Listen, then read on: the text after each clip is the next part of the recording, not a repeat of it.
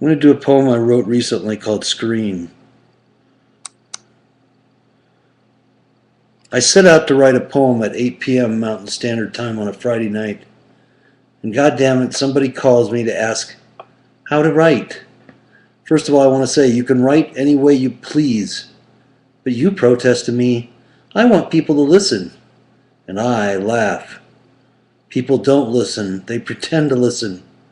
So you have to scream so loud, ah! They should scream louder, ah! To get their attention. After that, you write any way you please.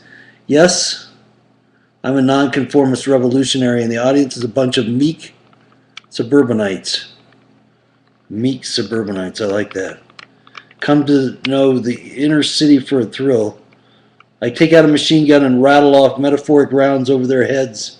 How they are enslaved to a society that executes the innocent and send their children off to die for principles they have not a clue as to the meaning.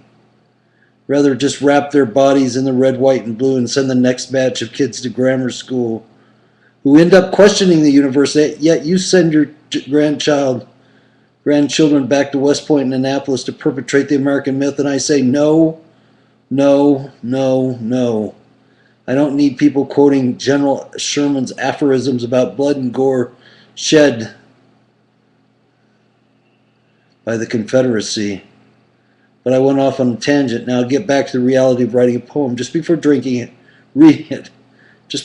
it, drink a shot of whiskey, think of the week in review.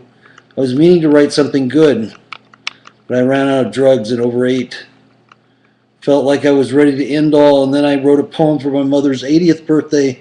I had to stay around to see how that came out. Yes, the week was not a good one. I really want to write something that stung, something that really makes a difference about the world we live in. All I can talk about is drugs and death and unjustified wars. So one more time, I take my time to write something that doesn't quite make sense.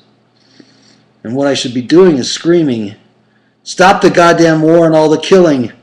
I don't care if the battles are now out of sight and people just care about Grammys and Oscars and all that entertainment drivel. Now I'm confused at what I was doing, so I was writing a poem about the week. My summary of what happened. People lived. People died. People were killed, and people cared. Live, die, and care. So I should write something funny. I went to a comedy club. It had gospel singers. No, that was not the comedy. The comedy was my life.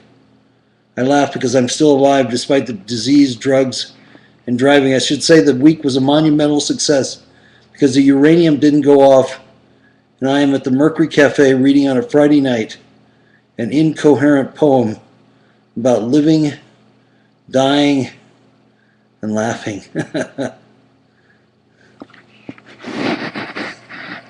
Living, dying, and laughing. And I read that poem to Lisa, who said, it's a little confusing. It was meant to be.